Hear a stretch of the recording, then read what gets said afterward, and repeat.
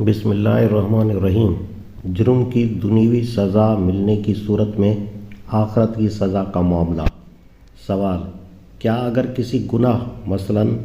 زنا کی شرعی سزا ایک شخص کو اسلامی حکومت کی جانب سے مل جائے تو وہ آخرت میں اس گناہ کی سزا سے بری ہو جائے گا یا نہیں؟ جواب: شرعی سزا جاری ہونے کے بعد آخرت میں آدمی کی معافی اسی صورت میں ہو سکتی ہے جبکہ آدمی نے اس کے ساتھ خدا سے توبہ بھی کی ہو اور اپنے نفس کی اصلاح کر لی ہو، لیکن اگر بالفرض ایک شخص نے چوری کی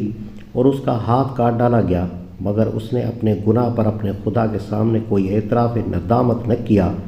کوئی توبہ نہ کی، چوری چھوڑ دینے کا کوئی فیصلہ نہ کیا، بلکہ الٹا اپنے دل میں اس شریعت ہی کو کوستا رہا